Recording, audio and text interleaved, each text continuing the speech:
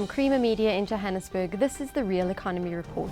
Banking giant Standard Bank and the Mellon Housing Initiative recently handed over the final 10 houses to the beneficiaries of a 3.1 million rand 40-house building project, providing homes for former shack dwellers.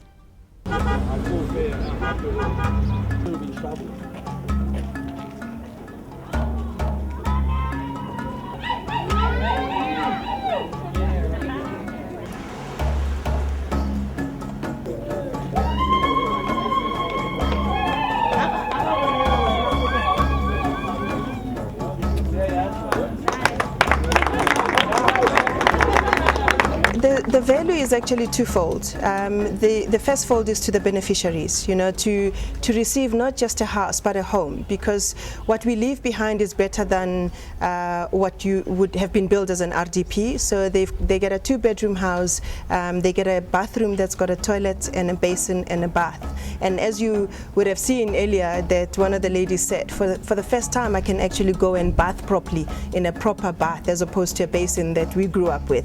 And I think that's a huge statement, because it says that we're making a difference in people's lives.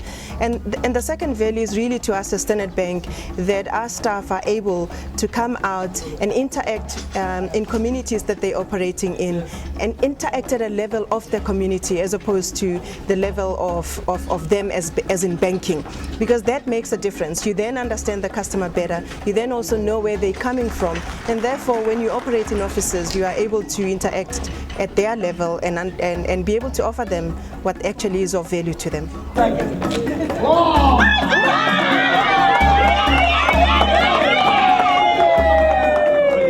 I think this is an awesome initiative that Mellon Trust has put together. I'm praying and hoping as a South African, not just as a Standard Bank employee, that we are able to encourage other private companies, because this will actually speed up the process of housing in South Africa, because a backlog of 2 million houses is a lot. We can't expect government to do it on their own.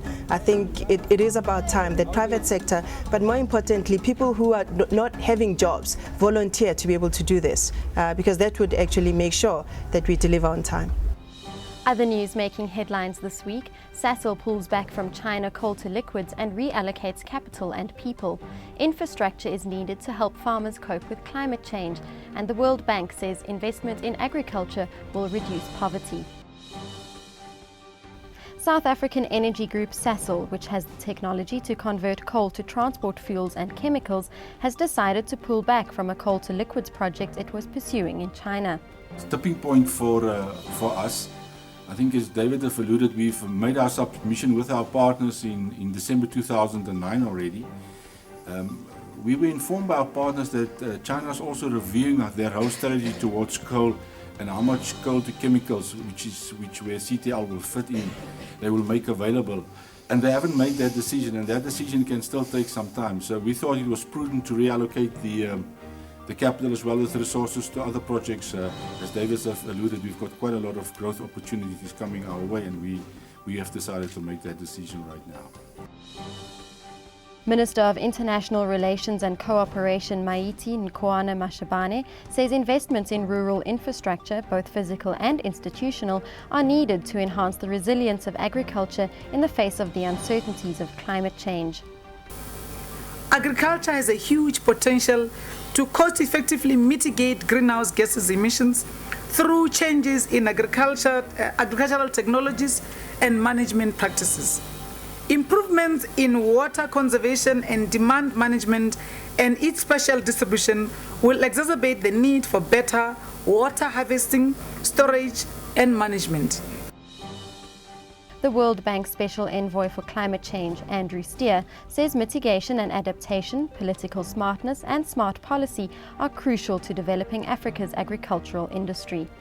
Everybody in this room knows that if you want to reduce poverty, about the best place you can put it is into agriculture. Recent research at the World Bank shows that on average, put money cleverly into agriculture and you get 4 times the impact on poverty as you do in many other sectors. And that's why the World Bank is increasing dramatically our support for agriculture from an average about $4 billion per year to $6 billion this year, and we're planning to go up to $8 billion. That's Creamer Media's Real Economy Report. Join us again next week for more news and insights into South Africa's real economy.